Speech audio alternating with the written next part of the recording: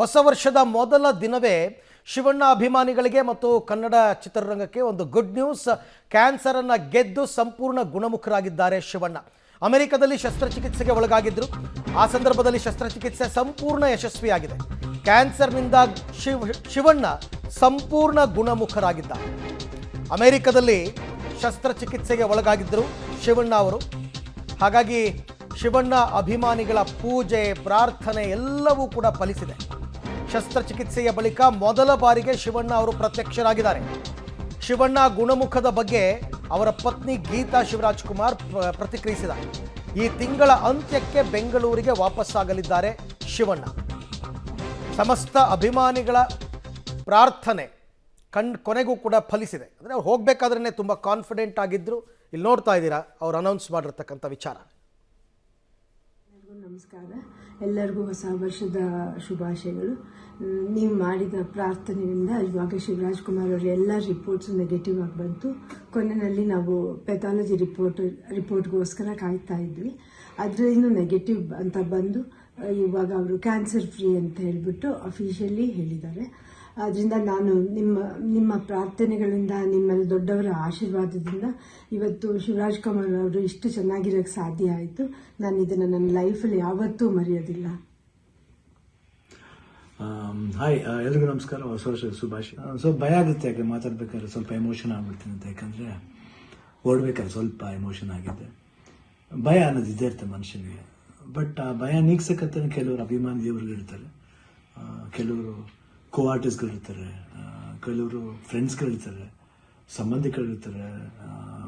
More than that ಎಲ್ಲ ಒಂದು strong head people, ಡಾಕ್ಟರ್ಸ್ಗಳಿರ್ತಾರೆ. And ನಮ್ಮ ಅಲ್ಲಿ ನಮ್ಮ ಕೀಮೋ ಮಾಡಿರೋ ಒಂದು ಡಾಕ್ಟರ್ ಶಶಿಧರ್ ಇರ್ಬೋದು, ದಿಲೀಪ್ ಇರ್ಬೋದು, ಗೀತಾ ಅವ್ರು ಇರ್ಬೋದು, ಐ ಥಿಂಕ್ ಸಾಕಷ್ಟು ನರ್ಸಸ್, ಮಲ್ಯ ಆಗಿರಲಿ, BK ಶ್ರೀನಿವಾಸ್ ಅವ್ರು ಇರ್ಬೋದು, ಪ್ರತಿಯೊಬ್ಬರು ನಾನು ನೋಡ್ಕೊಂಡಿದ್ದ ರೀತಿ ಇರ್ಬೋದು, ಒಂದು ಧೈರ್ಯ. ಅವಾಗ ಸ್ವಲ್ಪ ಆರಾಮಾಗಿರ್ತಿದ್ದೆ. ಒಂದು ಇದು ಶೂಟಿಂಗ್ ಮಾಡಿಬಿಡ್ತಿದ್ದೆ. ಅದು ಯಾವ ಜೋಶಲ್ಲಿ ಬಂತು ನನಗೂ ಗೊತ್ತಿಲ್ಲ.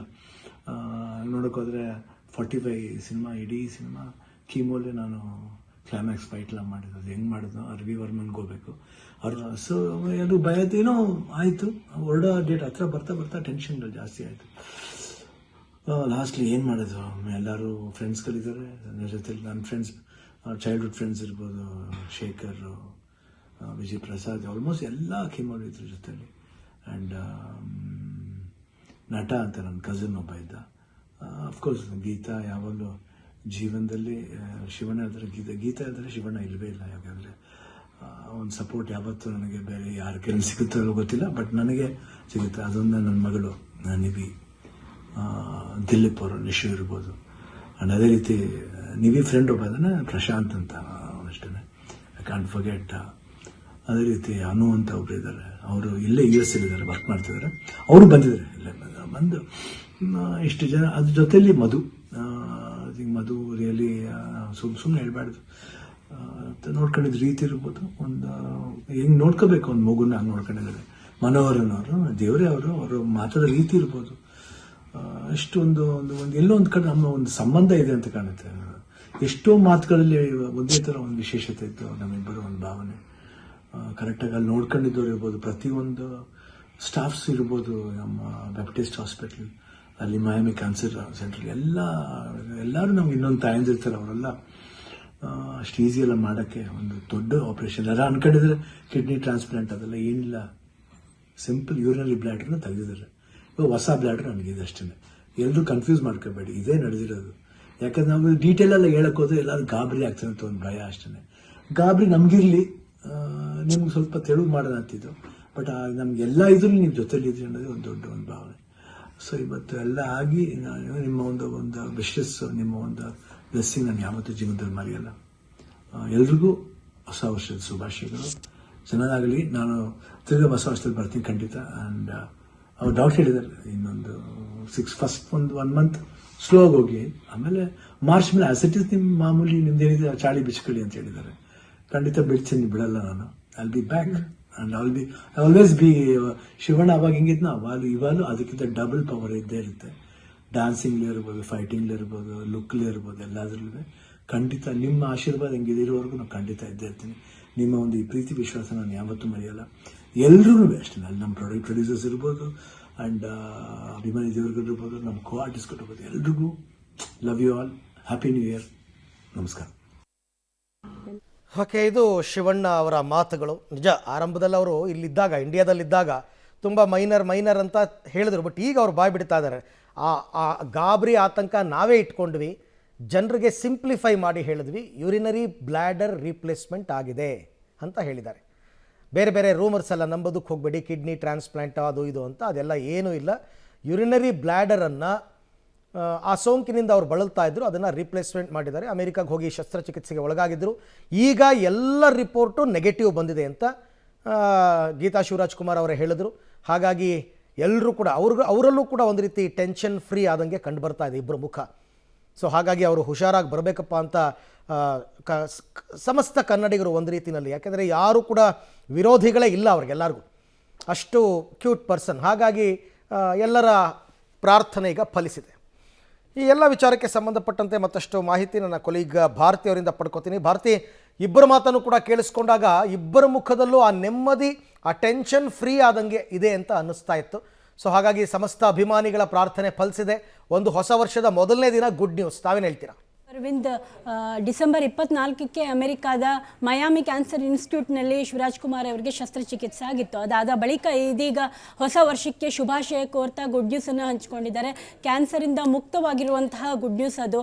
ಹೌದು, ಶಿವರಾಜ್ ಕುಮಾರ್ ಇವರಿಗೆ ಯೂರಿನರಿ ಬ್ಲ್ಯಾಡರ್ ಕ್ಯಾನ್ಸರ್ ಕಾಯಿಲೆ ಉಂಟಾಗಿತ್ತು, ಆ ಸೋಂಕು ತಗುಲಿತ್ತು. ಆ ಸೋಂಕನ್ನು ತೆಗೆಯೋದಕ್ಕೆ ಯೂರಿನರಿ ಬ್ಲ್ಯಾಡ್ರನ್ನು ರೀಪ್ಲೇಸ್ಮೆಂಟ್ ಮಾಡಿ ಹೊಸ ಬ್ಲ್ಯಾಡ್ರನ್ನು ಅಳವಡಿಸೋದಾಗಿ ಅವರೇ ಹೇಳಿಕೊಂಡಿದ್ದಾರೆ. ಹೌದು, ಇಲ್ಲ ಸಲ್ಲದ ವದಂತಿಗಳು ಹಬ್ಬಿದ್ವು ಅವರ ಅನಾರೋಗ್ಯದ ವಿಚಾರವಾಗಿ. ಹೀಗಾಗಿ ಎಲ್ಲ ರೀತಿಯಿಂದಲೂ ಅವರು ಕ್ಲಾರಿಫಿಕೇಷನನ್ನು ಕೊಡ್ತಾ ಬಂದರು.